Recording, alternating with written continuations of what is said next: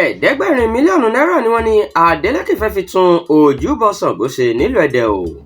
Onírúurú àríyànjiyàn ló ti ń lọ káàkiri ìpínlẹ̀ Ọ̀ṣun báyìí pẹ̀lú bí gómìnà Adémọ́lá Adeleke ṣe gbé iṣẹ́ àtúnṣe ojúbọ Ṣango àti igbó ìgbàlẹ̀ tó wà nínú ààfin tìmí tìlú Ẹdẹ fáwọn agbaṣẹ́ṣe ní ọ̀rìnlélẹ́gbẹ̀ta mílíọ̀nù ó dín méjì náírà. Gẹ́gẹ́ bí ìwé kan tí ìròyìn fojú gan ni láìpẹ́ yìí ni Adeleke gbé iṣẹ́ àtúnṣe náà jáde. Nígbà tó ń sọ̀rọ̀ lórí ìgbésẹ̀ ìjọba yìí, alákòóso Center for Social Justice and Public Protection Akin Àkànjí ṣe sọ ìyàlẹ́nu ló jẹ́ pé ìjọba gbé irú iṣẹ́ bẹ́ẹ̀ jáde ní owó gọbọi bẹ́ẹ̀.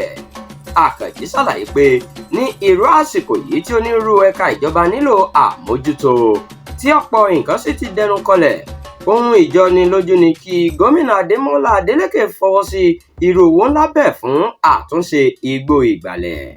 Gẹ́gẹ́ bó ṣe wí, kò sí ẹni tí kò mọ̀ pé ipò tí ètò ẹ̀kọ́, ọ̀rọ̀ iṣẹ́ àgbẹ̀, ìdàgbàsókè àwọn ọ̀dọ́ àti bẹ́ẹ̀ bẹ́ẹ̀ lọ wà báyìí lọ́sọ̀kù díẹ̀ káàtó. Àwọn ẹ̀ka tó sì yẹ kíjọba bu owó ńlá sí nìyẹn.